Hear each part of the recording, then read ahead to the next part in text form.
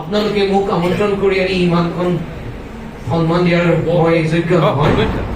তথাপিও ডক্টৰ খনিকৰে মোৰ বন্ধুৰ নিচিনাই বন্ধুৱে তেখেতে যেতিয়া মোক ফোন কৰি মাতিলে মই কোনো পধ্যে না কৰিব নোৱাৰিলোঁ। আৰু এইখন কলেজত এইখন মহাবিদ্যালয়ত মোৰ এইটো দ্বিতীয়বাৰ পদাৰ্পণ। আৰু তেতিয়া নাকৰ A+ গ্ৰেড পাইছিলে নে তেতিয়া পাইছিলে, এতিয়া আৰু অলপ উন্নীত হ'ল, এতিয়া অট'নমাছ স্বায়ত্ত শাসিত হ'ল। আৰু সোণাপুৰ কলেজৰ পাহাৰৰ কোলাত সোমাই থকা এটুকুৰা ৰিজৰ্ট লৈ অহা নিচিনা লাগে সোণাপুৰ কলেজলৈ আহোঁতে। গতিকে মহাবিদ্যালয়খনত আহি খুবেই ভাল লাগে। তাৰে কোৱাৰ নিচিনাকে এটা ঘৰুৱা পৰিৱেশ, সকলো শিক্ষক শিক্ষয়িত্ৰী ছাত্ৰ ছাত্ৰী আমাৰ বয়োজ্যেষ্ঠ ব্যক্তিসকল আহিছে, তাকে দেখি পেলাই বুজাই তুলি তালি ডাঙৰ দীঘল কৰাৰ নিচিনা, কেঁচুৱা এটা যেনেকৈ তুলি তালি ডাঙৰ দীঘল কৰাৰ নিচিনাকে এই কলেজখন এতিয়া ভাৰতৰ ভিতৰতে এখন শ্ৰেষ্ঠ মহাবিদ্যালয় ৰূপে পৰিগণিত হৈছে। তাৰ কাৰণে আমি কোনো খতিয়ান দাঙিব নালাগে। NIRF ৰেংকিং, নাকৰ A+ স্বায়ত্ত শাসিত অৱস্থা আৰু শেহতীয়াকে ইণ্ডিয়া টুডেৰ যিটো ছাৰ্ভে সেয়া অলৰেডি আমাক দেখুৱাই গৈছে। আৰু তাৰ কাৰণে কোনো আপুনি এটা পৰীক্ষা দিবৰ কোনো দৰকাৰ নাই। এইটো মানে it doesn't need any introduction.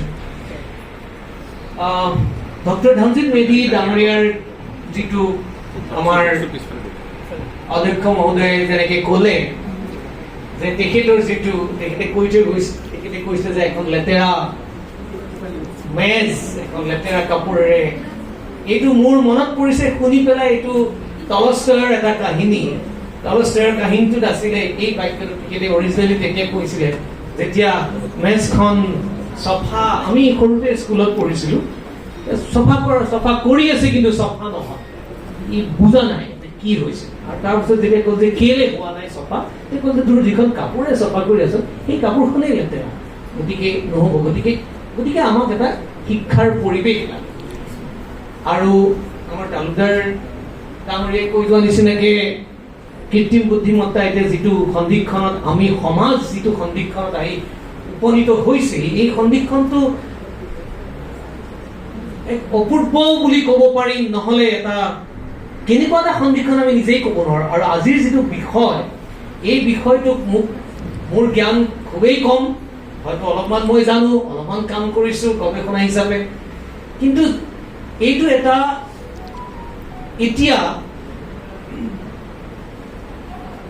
Developing subject. তাৰমানে এইটো এতিয়াও ডেভেলপ হোৱা নাই। প্ৰত্যেক দিনাই মই এই সময়ত কথা কৈ থকাৰ মুহূৰ্ততো এই আৰ্টিফিচিয়েল বা কৃত্ৰিম বুদ্ধিমত্তাৰ যিটো আপোনাৰ বিষয়, এই বিষয়টো অহৰহ উন্নীতকৰণ হৈ আছে। আপুনি দেখিব যে প্ৰত্যেক সময়তে আমি এতিয়া কৃত্ৰিম বুদ্ধিমত্তা বুলি ক'লে আমি জেনেৰেলি ChatGPT কথা, আমি ChatGPT আচলতে প্ৰথম যিটো আমাৰ চেটবট বুলি মানে চেট ৰবট মানে হ'ল যান্ত্ৰিক মানৱ, আমি ৰবট বুলি ক'লে সকলোৱে বুজা যায়। গতিকে ChatGPT বা চেট ৰবট হিচাপে যিটো তেওঁলোকে এটা সমাজত এটা আন্দোলনৰ নিচিনা আনি দিলে। আৰু এতিয়া এনেকুৱা লাগিছে যেন কি হ'ব কাইলৈ, মোৰ কি হ'ব, মোৰ চাকৰি থাকিব নাই, শিক্ষক থাকিব নাই, শিক্ষা থাকিব নাই। ছাৰে কোৱাৰ ধৰণে আমাৰ মগজুবিলাক উৰ্বৰতাৰ বিপৰীতে আমাৰ মগজুবিলাক নিষ্কাম মানে কিবা অপদাৰ্থ হৈ যাব নেকি। এখন মুভি আছিলে ৱালি বুলি, ৱালি এখন কাৰ্টুন মুভি আছিলে, কাৰ্টুন মুভি ৱালি এখন নিশ্চয় বহুতে চাইছে। তাত মানুহৰ এনেকুৱা এটা অৱস্থা হ'লগৈ য'ত আপোনাৰ মানুহে একো নকৰা হ'ল, নিজে মই একো নাজানো, একো কৰিব, যন্ত্ৰই খুৱাই দিয়ে, যন্ত্ৰই চব কৰি দিয়ে। গতিকে হাত ভৰিবিলাক সৰু হৈ গ'ল, মূৰটো সৰু হৈ গ'ল, কাৰণ চিন্তা শক্তি দৰকাৰ নাই, এতিয়া যন্ত্ৰই চববিলাক কৰে। আমিও সেইটো অৱস্থালৈ গৈ আছো নেকি? গতিকে ইয়াতে মই আপোনালোকক যিহেতু অসমীয়াত বক্তৃতা প্ৰদান, আমাৰ এইটো দুখৰ কথা, আমি অসমীয়া মানুহ, কিন্তু অসমীয়াত বক্তৃতা প্ৰদান কৰিবলৈ আমাৰ দিগদাৰ হয়, মানে বহুজনৰ। কাৰণ অসমীয়া কথা নকওঁ, অসমীয়াৰ কথা ক'বলৈ যাওঁতে আমাৰ ইংৰাজী শব্দৰ যদি আউজনি নলওঁ তেতিয়াহ'লে আমি সেইটো আমি প্ৰকাশেই কৰিব নোৱাৰোঁ এনেকুৱা এটা অৱস্থাত গৈ আছোঁ হয় নে আমি অসমীয়া ভূপেন হাজৰিকা কৈ থৈ গৈছে আমি অসমীয়া নহওঁ দুখীয়া কিন্তু এতিয়া যি হৈ আছে সমাজৰ গতিকে মই চেষ্টা কৰিছোঁ যাতে অসমীয়াত আপোনালোকৰ মাজত মই এই দুৰুহ বিষয়টো অকণমান আপোনালোকক দাঙি ধৰিব বিচাৰিছোঁ কিমান দূৰ লাভজনক হ'ব মই নাজানো তথাপিও আৰু আজিৰ এই যিটো প্ৰযুক্তিৰ যিটো আন্দোলন আহিছে আজিৰ সমাজত সেই আন্দোলনৰ পৰিপ্ৰেক্ষিতত মই অকণমান যিটো বক্তৃতা হ'ব এইটো এটা অডিঅ' ভিজুৱেল বুলি ক'লে মানুহে বেছিকৈ গম পাব অডিঅ' ভিজুৱেল মানে নহ'লে ক'ব লাগে মই দৃশ্য শ্ৰাৱক বুলি পেলাই কওঁতে মানুহে বুজিয়েই নাপাব গতিকে মই অকণমান ইংৰাজী শব্দ মাজে মাজে ক'ম ইংৰাজী শব্দ ব্যৱহাৰ কৰাটো বেয়া কথা নহয় যদিও আমি ভালকৈ বুজি পাওঁ গতিকে অলপ অডিঅ' ভিজুৱেল মই এটা মুভি এখন চোৱাৰ নিচিনাকৈ আপোনালোকৰ ওচৰত বক্তৃতা দিবলৈ ওলাইছোঁ গতিকে কিবা যদি ভুল হয় আপোনালোকে ক্ষমা কৰিব কাৰণ ময়ো এই বিষয়ে ইমান বিজ্ঞ নহয় অলপমান জানো তথাপিও আপোনালোকে মোক মাতি আনি ইমানকণ সন্মান দিয়াৰ কাৰণে মই কৃতজ্ঞ আপোনালোকৰ ওচৰত গতিকে মই আৰম্ভ কৰিছোঁ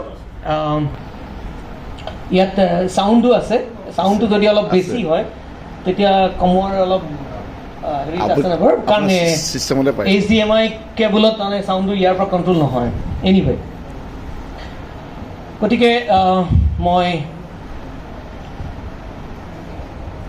ইয়াত মই এটা উটোপিয়ান বুলি কয় যিটো এইখন হ'ল এখন মুভি এখনৰ ট্ৰেইলাৰ AI বুলি কয় আৰ্টিফিচিয়েল ইণ্টেলিজেঞ্চ তাত এটা ডেভিড নামৰ ল'ৰা এটা আছে আপোনালোকে বহুতে চাইছে এইখন ষ্টিভেন স্পিলবাৰ্গৰ 11 বছৰ এটা ল'ৰা তাৰ ওজন 30 কেজি আৰু তাক প্ৰগ্ৰাম কৰা হৈছে ভাল পাবৰ কাৰণে মাকক ভাল পাবৰ কাৰণে হি ইজ প্ৰগ্ৰাম টু লাভ এইটো আৰ্টিফিচিয়েল ইণ্টেলিজেঞ্চ 4 ফুট 6 ইঞ্চি ওখ 11 বছৰ এটা ল'ৰা মাকক সি খুব ভাল পায় চাউণ্ডটো অকণমান বঢ়াই দিব পৰা মাকক সি খুব ভাল পায় খুব অকণমান বেছি নহয় অলপমান তাৰ মৰমটো সঁচা কিন্তু সি সঁচা নহয়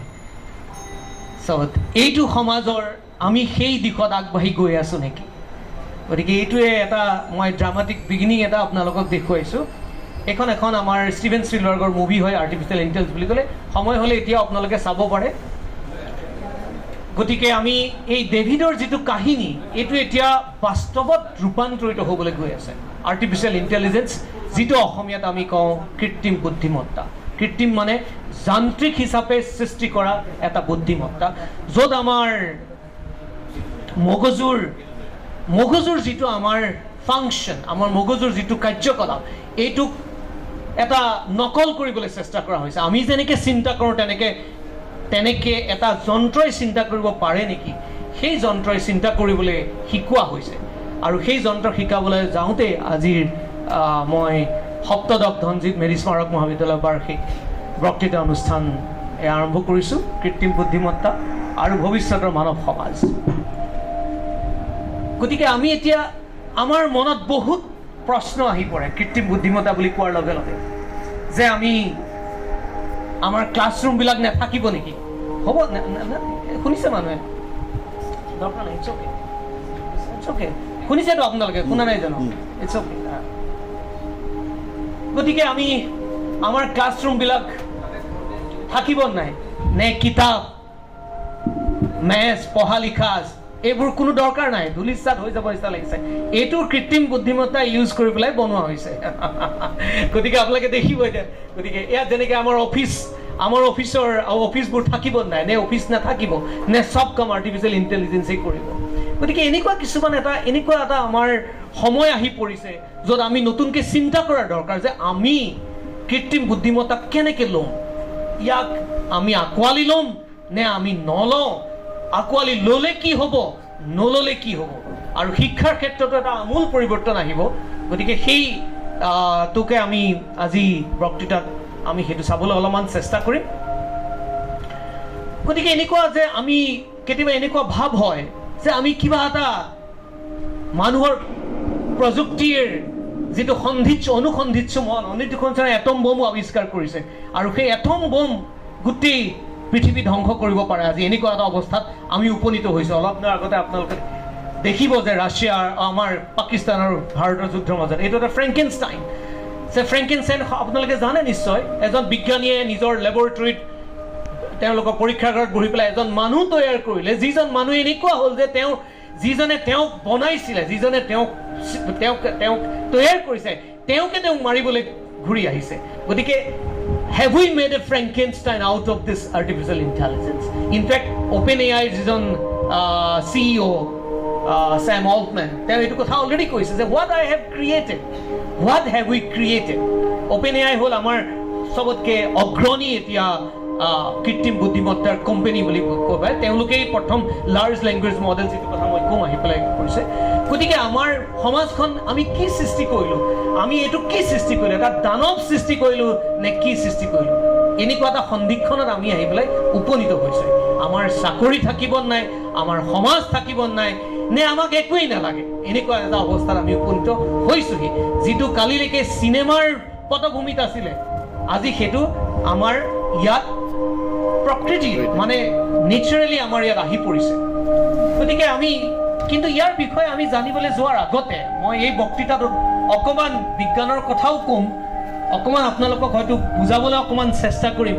মই বুজাব পৰা ক্ষমতা মোৰ নাই, তথাপিও যে কৃত্ৰিম বুদ্ধিমত্তানো কেনেকৈ, কাৰণ তেতিয়া আপোনালোকে বুজি পাব যে মইনো কেনেকৈ আগবাঢ়িব লাগিব। চ'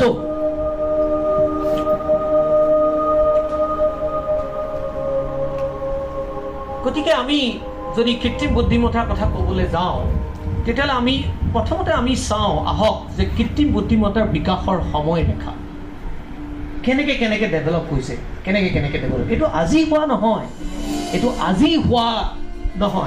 এইটো হোৱাৰ আৰম্ভ হৈছিলে আপোনাৰ ডেফিনেটলি 1943 1943 চন মানতে এইটো আৰম্ভ হৈছিলে। গতিকে 1943 চনৰ প্ৰথম যিটো কৃত্ৰিম নিউৰন, এটা নিউৰন বুলি ক'লে আপুনি ভাবিব যে আমি যিটো চিন্তা কৰোঁ, আমাৰ চিন্তা শক্তি হয় এটা বিশেষ ধৰণৰ কোশিকা আমাৰ মগজুত থাকে, যিটোক আমি নিউৰন বুলি কওঁ। আমি কথাটো কম নিউৰনৰ, সেই নিউৰনৰ যোগেদি আমি চিন্তা কৰোঁ। এতিয়া নিউৰনটো কি সেইটো বুজিবলৈ চেষ্টা আমি কৰিম অলপ পাছত। আমি আপোনালোকক দেখুৱাম যে কেনেকৈ এটা আৰ্টিফিচিয়েল নিউৰন বনাব পাৰি। আৰু সেই নিউৰন প্ৰথম আৰ্হি তৈয়াৰ হৈছিলে 1943 চনত, আৰু তাৰ পাছত আপোনাৰ আহি পৰিলে প্ৰাথমিক বিকাশ 1956 চনৰ পৰা 1970 চনৰ ভিতৰত। এই প্ৰাথমিক বিকাশ যিটো হৈছে তাৰ ওপৰতে ভিত্তি কৰি পেলাই এইবাৰৰ পদাৰ্থ বিজ্ঞানৰ নোবেল বঁটা দিয়া হৈছে। আপোনালোকে মনত আছে, জিঅ'ফ্ৰি হিঞ্চন আৰু জন হপফিল্ডক দিয়া হৈছিলে। আমি সেইটো কথাও ক'ম। গতিকে এইটো হ'ল বিকাশ 1943 চনৰ পৰা আমাৰ 1970 চনলৈকে লাগিলে। অলমষ্ট আপোনাৰ 30 বছৰ লাগি গ'ল। 30 বছৰৰ পাছত আপোনাৰ আমাৰ বিকাশ হ'ল। আৰু তাৰ পাছত আহি পালেহি আমাৰ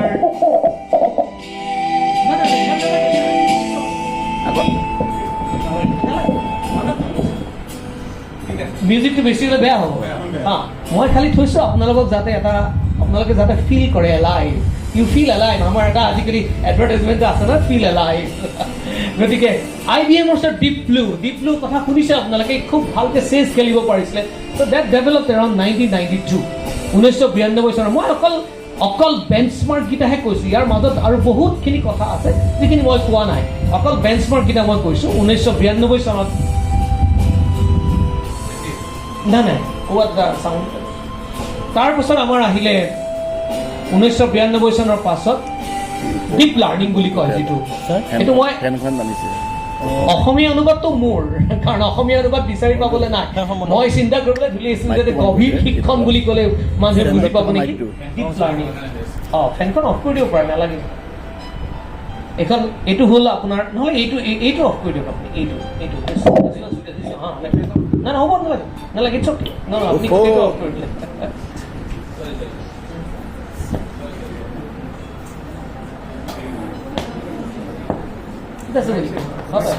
হৈ যায়। গতিকে আমাৰ ডিপ ব্লুটো 92 ডিপ ব্লু আমাৰ চেছ খেলা, যেনেকৈ আমাৰ যিটো দবা খেল বুলি কয় চেছ খেলা। গতিকে তেওঁ তাতে বহুত সি পাৰ্গতালি দেখুৱাব পাৰিছিলে মেচিন হিচাপে। আৰু তাৰ পাছত আমাৰ আহিলে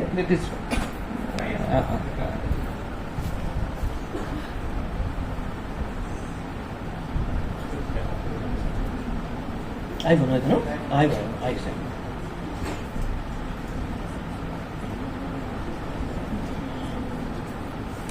নহ'ব মোক এইটো কিমান খেলি থাকিব।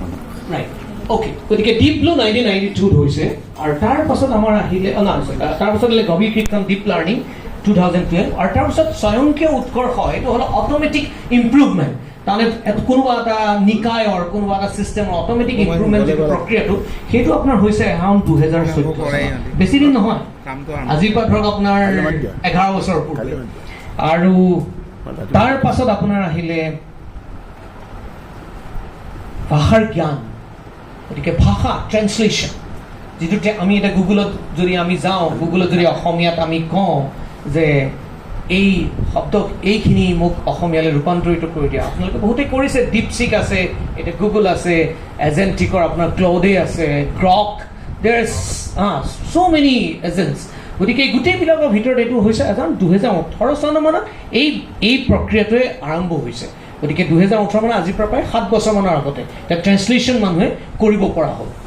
আৰু তাৰ পাছতে আহিলে আপোনাৰ তাৰ পাছত আহিছে হ'ল চিত্ৰণ। এইটো বহুতে চিত্ৰণ মানে অট'মেটিক ড্ৰয়িং, যিটো ডেল ই বুলি পেলাই এটা ওলাইছিলে মাজতে, অট'মেটিক ড্ৰয়িং। এতিয়া এইটো তল পৰি গৈছে, কাৰণ এতিয়া আমি তাতকৈ বহুত ওপৰত আহি গ'লো। ডেল ই বুলি পেলাই নিজে নিজে আপুনি কৈ দিলে যে মোক আজি সোণাপুৰ মহাবিদ্যালয়ত ইমানজন মানুহ বহি থকা এটা মোৰ ছবি এটা আঁকি দিয়া, মুখেৰে ক'ব লাগে, মুখেৰে কোৱাৰ পাছত সি সেই ছবিটো আঁকি দিব পাৰিব। শুদ্ধও হ'ব পাৰে, অশুদ্ধও হ'ব পাৰে, কিন্তু কিবা এটা আঁকিব। গতিকে সেইটো আপোনাৰ 2022 চনত। আৰু 2022 চনৰ পাছত এতিয়া আমি আহি উপনীত হৈছোঁ আজিৰ অৱস্থাত, যি অৱস্থাত ছাৰে কোৱাৰ ধৰণে মই অংক কৰিবলৈ একো কৰিবও নালাগে, মই মাইক্ৰফোনটো অন কৰি ক'ব লাগে যে ax² + bx + c = 0, give me the solution, that's it. আপুনি সিমান ক'লেই হ'ব, তাৰপিছত সলিউশ্যনটো অট'মেটিক আপোনাৰ স্ক্ৰীণত ওলাই আহিব। ইনফেক্ট সলিউশ্যনটো স্ক্ৰীণত নহয়, আপোনাক কৈও দিব সলিউশ্যনটো কি, স্পীকাৰত বাজি আহিব যে এইটোৱেই সলিউশ্যন। গতিকে এনেকুৱা এটা অৱস্থাত আমি আহি উপনীত হৈছোঁ। গতিকে এইটো দেখিলে যে ইয়াৰ পৰা ইয়ালৈ আমাক 30 বছৰ লাগিলে, তাৰ পৰা ইয়ালৈ ইমান বছৰ লাগিলে, এইটো এটা স্কেলত অঁকা হৈছে। এতিয়া তাৰ পাছত আপুনি ডেভেলপমেণ্টটো চাওক, কিমান দ্ৰুত গতিত ডেভেলপ হৈছে, কিমান দ্ৰুত গতিত আমি আগবাঢ়ি গৈ আছোঁ। আৰু তাত যদি আমি অকণমান কল্পনা কৰোঁ যে ভাৰতৰ ক্ষেত্ৰত, ফৰ এক্সাম্পল আমি ভাৰতৰ ক্ষেত্ৰত যেতিয়া আমি চাওঁ যে ভাৰতত প্ৰযুক্তিৰ অগ্ৰগতিৰ যদি আমি এখন চিত্ৰ এখন আনো, এইটো ভাৰতৰ দেই, বিশ্বৰ ক্ষেত্ৰত ইয়াতকৈ অলপ বেলেগ হ'ব। এতিয়া আপোনালোকে দেখিব যে 1930 চনত প্ৰথম আপোনাৰ এইটো বছৰ, এইটো হ'ল জনসংখ্যাৰ ব্যৱহাৰৰ হাৰ, তাৰমানে কিমান জনসংখ্যাই সেই প্ৰযুক্তিবিদ্যাটো ব্যৱহাৰ কৰিছে, এইটো হ'ল বছৰ। গতিকে আমি যাওঁ যদি প্ৰথম আমাৰ মনত পৰিব যে আমাৰ প্ৰথম হ'লটো ৰেডিঅ'ত আমাৰ ৰেডিঅ' আপোনাৰ ব্যৱহাৰ কৰিছে এৰাউণ্ড 1990-2000 মানত পিক অৱস্থাত গৈছে। তাৰপিছত লাহে লাহে ৰেডিঅ' নাইকিয়া হৈ গ'ল। এতিয়া ৰেডিঅ' ছেটত ৰেডিঅ' নবজায় মানুহে, এতিয়া মানুহে মোবাইলত বজায় ৰেডিঅ'। গতিকে তাৰ পাছত আহিলে আমাৰ টিভিটো অৱশ্যে এতিয়াও বন্ধ হোৱা নাই। টিভি বহুতে চবৰে ঘৰতে প্ৰায় 100% ঘৰতে টিভি আছে বুলি আমি ক'ব পাৰোঁ। আৰু এইটো হ'ল এৰাউণ্ড 1970 মানৰ পৰা টিভিটো আমাৰ যেতিয়া আমাৰ এছিয়াত আহিছিলে প্ৰথম মনত কৰিব, তাৰ পৰা আজিৰ যুগত টিভিৰ পেনিট্ৰেশ্যন যথেষ্ট ভাল। আৰু তাৰপাছত আহিলে আমাৰ ফোন। এতিয়া এইটো ফোন মানে হ'ল আমাৰ লেণ্ডলাইনৰ যিটো ফোন, এতিয়া এইটো অলমষ্ট নন এক্সিষ্টেণ্ট। ফোন লাইনটো ডিক্ৰিম। আমি তেতিয়া ফোন লাইন ল'বলৈ 3 বছৰমান ধৰি পেলাই অপেক্ষা কৰিব লাগে, আৰু অপেক্ষাৰ পাছত ফোন লাইনটো হ'ব। তাৰ পাছতো প্ৰত্যেক সপ্তাহে লাইন ছিগি থাকে। আমাৰ কেম্পাছতো বান্দৰে ছিঙে, গতিকে প্ৰত্যেকবাৰ আমি সেইটো যোৰা দিব লাগে। আৰু তাৰপিছত গতিকে ফোনটো এতিয়া নাইকিয়াই হ'ল প্ৰায়। আৰু তাৰপিছত আহিলে কম্পিউটাৰটো আমাৰ আছে, কম্পিউটাৰটো কিন্তু বহুত ভাৰতৰ সমাজত ইমান পেনিট্ৰেশ্যন হ'ব পৰা নাই, কাৰণ আমাৰ যিহেতু বহুত মানুহ এতিয়াও গাঁৱত থাকে, আমাৰ কৃষি প্ৰধান দেশ, গতিকে তাত আপোনাৰ কম্পিউটাৰ বৰকৈ ইউজ নকৰে। কিন্তু তাৰপাছত এটা ৰিভলিউশ্যন আহিলে, যিটো ৰিভলিউশ্যন হ'ল আপোনাৰ মোবাইল ফোন। এইটো স্মাৰ্টফোন নহয়, ছাৰে কোৱাৰ ধৰণে মোবাইল ফোনটো এতিয়াও কিন্তু বহুলভাৱে প্ৰচলিত। আপুনি এই আনঅৰ্গেনাইজ ৱৰ্ক ফ'ৰ্চত যিবোৰ আমাৰ ধৰক কাৰোবাৰ ঘৰত কাম কৰে, ক'ৰবাত ঠেলা চলায়, তাত যদি আপুনি দেখিব যে তেওঁলোকে মেক্সিমাম মোবাইল ফোন যিটো আমাৰ এই যিটো নৰ্মেল মোবাইল ফোন তেওঁলোকে সেইটো ইউজ কৰে, আৰু তেওঁলোকে বহুতেই ইউজ কৰে।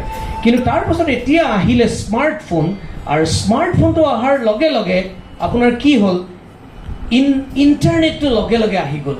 ইণ্টাৰনেট আৰু স্মাৰ্টফোন লগে লগে আপুনি দেখিছেনে? এতিয়া গৈ পেলাই 2006ত মাত্ৰ হৈছিলে, আৰু এতিয়া গৈ পেলাই আপোনাৰ অলমষ্ট লাইক 70% পেনিট্ৰেশ্যন ইণ্টাৰনেট আৰু স্মাৰ্টফোনৰ। গতিকে টেকন'লজি কেনেকৈ আগবাঢ়ি গৈছে, আৰু এতিয়া সদ্যহতে নতুন আমাৰ যিটো আহিছে এইটো হ'ল AI গতিকে AI মানে হ'ল মই অসমীয়াত লিখা নাই কৃত্ৰিম বুদ্ধিমত্তা বুলি AI বুলি ক'লে মানুহে ভালকৈ বুজি পায় আৰ্টিফিচিয়েল ইণ্টেলিজেঞ্চ চ' ডেট সেইটো হ'ল আপোনাৰ ভাৰতৰ প্ৰযুক্তিৰ এক চিত্ৰ এতিয়া এইটো যদি আমি চাবলৈ যাওঁ তেতিয়াহ'লে আমি অকণমান কেনেকেনো হয় কি হয় এই বস্তুটো আমি চাবলৈ গ'লে অকণমান আমি নিউৰনৰ কথা আমি কেনেকেনো এখনে চিন্তা কৰে এইটো হ'ল আপোনাৰ ফিজিক্সৰ নোবেল প্ৰাইজ আপুনি গম পাব যে কিহৰ কাৰণে এইটো how much important it is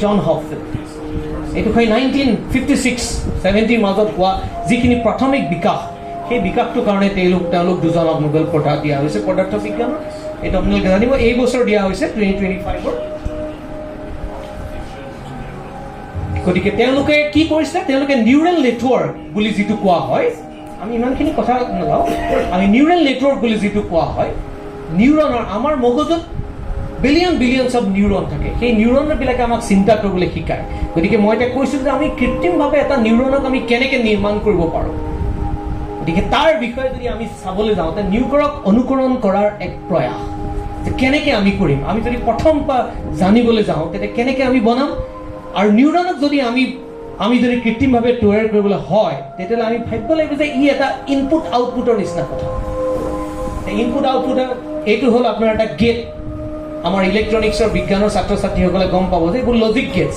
তাৰ এটা ইনপুট থাকে আৰু তাৰ এটা আউটপুট থাকে নহয় জানো এটা ইনপুট এটা থাকে আৰু তাৰপিছত এটা আউটপুট থাকে এতিয়া আমিও ঠিক মানুহে তেনেকেই কাম কৰোঁ আপুনি মোক কিবা এটা কথা কৈছে মোক বক্তৃতা প্ৰদান কৰিবলৈ অনুৰোধ কৰিছে মই শুনিছোঁ মই দেখিছোঁ সেইখিনি মই প্ৰচেছ কৰিছোঁ কৰি পেলাই মই বক্তৃতাটো প্ৰদান কৰিছোঁ সেইটো হ'ল আউটপুট নহয় জানো ইনপুটটো হ'ল ইনপুটৰ আমাৰ কোনবিলাক হ'ল আমাৰ কাণ চকু হাত এইবিলাক হ'ল আমাৰ ইনপুট আমি এইবিলাক চুই পেলাই গম পাব যেতিয়া কোনোবা যদি দৃষ্টিহীন মানুহে চুই পেলাই গম পাব চুই পেলাই কি কৰিব লাগে গম পাব ব্ৰেইলি যোগেদি আৰু সেই কথাটো যেতিয়া কৰিব সেইটো হ'ল আউটপুট গতিকে আমি যদি সহজ ভাষাত ক'বলৈ যাওঁ আমি এটা ইনপুট আউটপুটৰ নিচিনা যন্ত্ৰৰ নিচিনা এইফালৰ পৰা ইনপুট দিলে কোনোবাই মাতিলে এইফালে আহচোন মই কাণেৰে শুনিলোঁ প্ৰচেছ কৰিলোঁ আৰু এইফালে ঘূৰাই চালোঁ So that's an output. গতিকে ইনপুট আউটপুট গতিকে আমি ইনপুট আউটপুটত লৈ যোৱাৰ লগে লগে আমাৰ ধাৰণাটো অলপ মেচিনৰ ফালে গুচি গ'ল হয়নে বাৰু গতিকে এতিয়া নিউৰনে কেনেকৈ কাম কৰে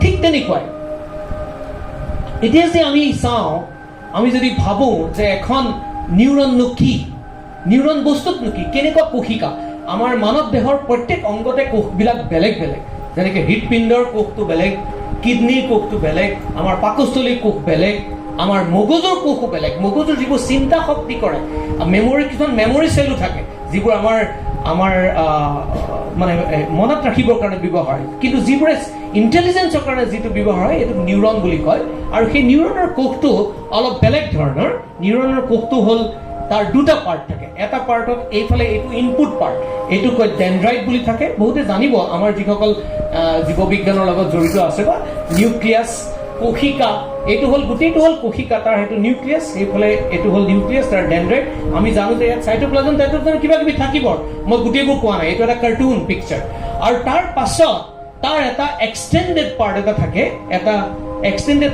সেইটো হ'ল আপোনাৰ একশ্যন বুলি কয় একশ্যনৰ সেইখিনি টাৰ্মিনেলছখিনি প্ৰান্তিক মই টাৰ্মিনেলছৰ অসমীয়া বিচাৰি পেলাই প্ৰান্তিকসমূহে পালোগৈ বেটেৰী টাৰ্মিনেল প্ৰান্তীয়টো হ'ল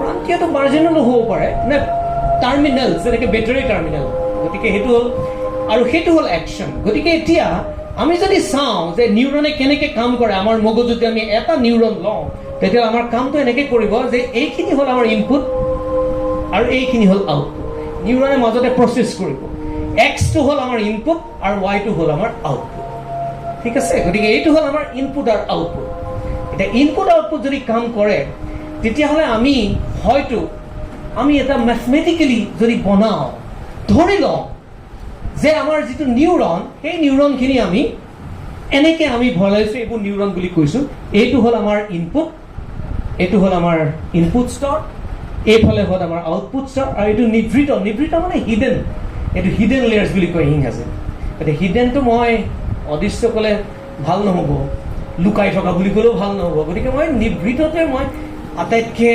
ওচৰৰ প্ৰতিশব্দ বিচাৰি পালোঁ। গতিকে এইখিনি কৰোঁতে মোক আৰ্টিফিচিয়েল ইণ্টেলিজেঞ্চ যথেষ্ট হেল্প কৰিছে। মই সুধিছোঁ যে হিডেন লেয়াৰ কি হ'ব পাৰে অসমীয়াত। ই কৈছে যে নিভৃত হ'ব পাৰে, অদৃশ্য হ'ব পাৰে, অবাস্তৱ হ'ব পাৰে, যি টি হ'ব পাৰে। কিন্তু মই তাতে চিন্তা কৰিব লাগিছে নিভৃতটোৱে শুনিবলৈ শুৱলা, অলপ ভালো হয়, অলপ চফিষ্টিকেটেডো লাগে। গতিকে ইনপুট স্তৰ, এইটো হ'ল ইনপুট। গতিকে এতিয়া আমি সেই নিউৰনৰ যিটো এটা কষিকা, সেই কষিকাটোক আমি মেথমেটিকেলি আমি উলিয়াই পেলাইছোঁ যে এইফালে এক্স, মাজত কিবা কিবি হ'ব আৰু মাজত কিবা কিবি চিন্তা কৰি পেলাই আমি ৱাইটো উলিয়াম। কেনেকৈ চিন্তা কৰিম সেইটো আমি অকণমান পাছত চাম। কিন্তু ইনপুট আউটপুট আমি লৈ আহিলোঁ, নিউৰনক আমি ইনপুট আউটপুট লৈ আহিলোঁ।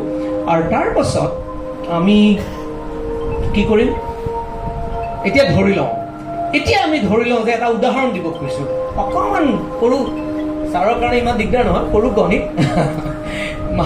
মানে বুজি পাবলৈ।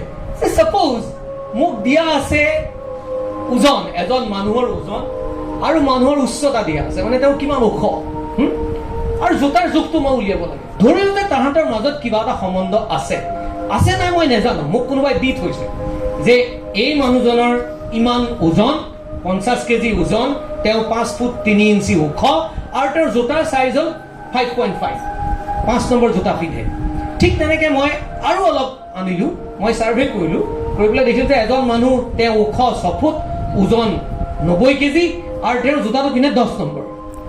আৰু তেনেকৈ একেবাৰে সৰু থাকে কেতিয়াবা যে কাৰোবাৰ ওজন, কিছুমান ছোৱালী একদম ক্ষীণ হয়, মাত্ৰ 45 কেজি, ওখ মাত্ৰ 4.5 ফুট, আৰু জোতাৰ জোখ হৈছে মাত্ৰ 3 নম্বৰ। গতিকে এইকেইটা মোৰ ওচৰত দিয়া আছে। এতিয়া আপোনালোকে জানিব, ছাৰে যেনেকৈ কৈছিলে, মন কৰিব যে আমি যেতিয়া এটা কথা কওঁ তেতিয়া সেই কথাটো আমি নিজৰ অভিজ্ঞতাৰ পৰা কওঁ। মই কোনটো বস্তু ভাল, কোনটো বস্তু বেয়া, মই কেনেকৈ গম পাওঁ? আমি ধৰি লওঁ যে যদি আমি টাৰ্জনৰ নিচিনাকৈ এজন মানুহক নি পেলাই আমি বননিত এৰি দিওঁ, হাবিত এৰি দিওঁ, তেওঁক যদি একো নাজানে, তেওঁ ভাল বেয়াৰ কিবা মূল্য চিনি পাবনে? তেওঁ কেনেকৈ পাব? কোনটো ভাল কোনটো বেয়া তেওঁ কেনেকৈ গম পাব? এইটো কাম যে বেয়া, এইটো শব্দ বেয়া, এইটো কথা ক'ব নালাগে, এইটো কথা ক'ব লাগে, এইটো খাব লাগে, এইটো খাব নালাগে, এইটো আমি কেনেকৈ গম পাওঁ? এইটো আমি অভিজ্ঞতাৰ পৰা গম পাওঁ। আমি শিকিছোঁ, আমাক কৈছে যে ডাঙৰ মানুহক যেতিয়া কথা পাতিব লাগে সদায় আপুনি সম্বোধন কৰিব লাগে, নহয়তো মই চবকে তই বুলি ক'লোহেঁতেন, হয় নাই বাৰু? গতিকে আপুনি এইটো কোনো আমাক শিকাইছে, আৰু শিকাটো আমাৰ মেমৰিত, আমাৰ মগজুত সেইটো ৰৈ গৈছে যে হয়, মোৰ মনত পৰিছে যে হয়, ডাঙৰ যেতিয়া মানুহ থাকে, যে বয়োবৃদ্ধ মানুহ থাকে, আমি তেখেতক প্ৰণাম কৰিব লাগে, আমি তেখেতক আপুনি বুলি মাতিব লাগে, তেখেতক আমি শ্ৰদ্ধা সহকাৰে ব্যৱহাৰ কৰোঁ। গতিকে এই গোটেই কথাখিনি আমাক কোনোবাই শিকাইছে। আমি যদি নিশিকিলোহেঁতেন আমি কৰিব নোৱাৰিলোহেঁতেন। গতিকে আৰ্টিফিচিয়েল নিউৰনৰো আমাক যেতিয়া কাম কৰাৰ আগতে তাহাঁতক কিছুমান বস্তু দিব লাগিব, হয় নাই? জোতাৰ, এতিয়া মই যদি কওঁ যে জোতাৰ এইটো উচ্চতা, এইটো জোখ, তুমি জোতাটো উলিয়াই দিয়া, তেতিয়া উলিয়াব নোৱাৰিব। তাক আমি ডাটাটো আগতে দিব লাগিব, তথ্য আমি দিব লাগিব। গতিকে আমি যদি তথ্য দিওঁ তেতিয়াহ'লে কি কৰিব? আৰু মাজত আমি এটা নিউৰনৰ স্তৰ, আমি ধৰিলোঁ যে 2টা নিউৰন আছে, N1 N2 বুলি কৈছোঁ, 2টা নিউৰন। আপোনালোকে আমনি পোৱা নাইতো? ঠিক আছে ন? নাই মুঠে পোৱা। গতিকে মিউজিকটো চলি আছে, সেইকাৰণে অলপ শুনি ভাল লাগিছে। গতিকে N1 N2 নিউৰন, এইটো হ'ল 2টা নিউৰন। মই 2টা নিউৰন মাত্ৰ লৈছোঁ, 2টা নিউৰন। আমি এটা নিউৰনে কাহানিও চিন্তা নকৰোঁ, অসংখ্য বিলিয়নছত থাকে, আমি 2টা লৈছোঁ তাৰ মাজৰ নিউৰন। আৰু তাৰ মাজত আমি চেষ্টা কৰিলোঁ যে আমি ইয়াৰ লগত তাৰ লগত তাক কানেক্ট কৰিবলৈ চেষ্টা কৰিম। আৰু কানেক্ট কৰিবলৈ চেষ্টা কৰিলে আমি এনেকৈ কানেক্ট কৰিবলৈ চেষ্টা কৰিলোঁ যে এইটো ওজনটো এইটো নিউৰনৰ দেখিছে, এই উচ্চতাটো সেই নিউৰন দেখিছে, আৰু নিউৰনে প্ৰচেছ কৰি পেলাই জোতাৰ জোখটো উলিয়াব লাগে। এতিয়া কেনেকৈ উলিয়াব? আমি কেনেকৈ উলিয়াম? আমি, আপোনালোকে মন কৰিছেনে, যেতিয়া আমি কোনোবা এটা কথা কওঁ, আমি অলপমান চিন্তা কৰোঁ যে এই মানুহজনক কি ক'ব লাগিব, সেই মানুহজনক কি ক'ব লাগিব। ছাৰে কোৱাৰ আগতে যে সময় পালে আহিব, সেই দুজন মানুহ একেলগে আছে, এজনক মই তেনেকৈ কওঁ যে আপুনি সময় পালে আহিবচোন, সিজনক কিন্তু তুমি আহিবা দেই কাইলৈ মোৰ ঘৰলৈ। কেনেকৈ ক'লোঁ? নিশ্চয় মই কিবা এটা, তাত মোৰ বায়াছনেছ এটা আছে। এইটো বায়াছনেছ বুলি ক'লে মানুহে নিশ্চয় মোৰ পক্ষপাতিত্ব আছে কিবা এটা, হয় নাই বাৰু? এই মানুহজনক মই ভাল পাওঁ, সেইকাৰণে মই তেওঁক ক'লোঁ যে তুমি কাইলৈ আহিবা ভাত খাবলৈ। সিজন মানুহ মই বৰ ভাল নাপাওঁ, জাষ্ট মই ক'ব লাগে সময় পালে আহিবচোন বাৰু, কথাটো এনেকুৱা টাইপৰ। গতিকে পক্ষপাতিত্ব আমাৰ এটা আছে, নহয় জানো? গতিকে আমি যদি সেইটো ধৰি লওঁ যে সেইটো আমাৰ ব্যৱহাৰত আছে, তেতিয়াহ'লে আমি ধৰি ল'ম যে এইটো এটা y = fx বুলি আমি কৰিলোঁ, আমি মেথমেটিক্স লৈ গ'লোঁ, y = fx। ছাৰে শুনি পেলাই ভাল পাব মেথমেটিক্সৰ কথা কোৱাৰ লগে লগে। আপুনি ভাবিব যে একো নেজানো বুলি কৈছিলে আপুনি, গতিকে মই হৈছে গতিকে এতিয়া ইয়াতে আমি কিছুমান ভাৰ গুণাংক বুলি কৈছোঁ, একচুৱেলি মেথমেটিকেল ৱেইটছ বুলি কয়। ছাৰ এইটো মেথমেটিকেল ৱেইট বুলি আমি যিটো কওঁ ৱেইট, এইটো গুণাংক, একচুৱেলি কোএফিচিয়েণ্ট। ৱেইটৰ তেনেকুৱা অসমীয়াৰ প্ৰতিশব্দ মই গণিতত কি হ'ব মই গুণাংকই বুজি পালোঁ আৰু কোএফিচিয়েণ্ট। গতিকে ভাৰ গুণাংক তাৰমানে ৱেইট, তাৰমানে মই এই ওজনটোৰ লগত মই কিমান ওজন দিম, মানে কিমান মই তাৰ কাক ইম্পৰ্টেঞ্চ দিম, সেই কথাটো। সেই মানুহজনক যে মই তেনেকৈ মাতিলোঁ, সিজন মানুহক তেনেকৈ মাতিলোঁ, নিশ্চয় মই সিজন মানুহক বেছি ইম্পৰ্টেঞ্চ দিব লাগিব। মই তেওঁক 90% দিব লাগিব, তেওঁক 20% দিব লাগিব, সেইকাৰণে তেওঁক মই নামাতিলোঁ, তেওঁক মই মাতিছোঁ। গতিকে এইটো আমি প্ৰত্যেক সময়তে নজনাকৈ কৰি থাকোঁ। প্ৰত্যেক মানুহৰ লগত আমি একেলগে কথা নাপাতোঁ, একেধৰণে কথা নাপাতোঁ। এনেকৈ কথা পাতি আছে এজন লগত, কাৰোবাৰ লগত সম্পূৰ্ণ বেলেগ ধৰণে কথা পাতিম। গতিকে ইয়াৰ এটা আমি সেইকাৰণে প্ৰত্যেক পাথৱে, এইটো পাথৱেজ বুলি কয়, তাত আমি কিছুমান ভাৰ গুণাংক কিছুমান আমি এছাইন কৰিলোঁ। সেইবোৰ কিন্তু আমি এতিয়াও ধৰিব পৰা নাই। W1 W2 কি বস্তু আমি এতিয়াও নাজানো, আমি খালি তাত থৈ দিছোঁ। আৰু ঠিক তেনেকৈ আমি কিছুমান পক্ষপাত গুণাংক, এইটো বায়াছনেছ, এটা বায়াছনেছ আমি এটা দিলোঁ যে মই naturally I will do that things. এতিয়া কিছুমান মানুহ নেচাৰেলি ছবি আঁকে, কিছুমানে নেচাৰেলি মেথমেটিক্স ভাল পায়, কিছুমানে নেচাৰেলি কবিতা ভাল পায়। গতিকে ডেফিনেটলি তেওঁৰ নিউৰনটোত কিবা এটা বায়াছ এটা আছে, হয় নাই বাৰু? নিউজতো বায়াছ এটা থাকিব লাগিব, পক্ষপাতিত্ব থাকিব লাগিব। সেই পক্ষপাতিত্বক আমি পক্ষপাত গুণাংক বুলি কৈছোঁ।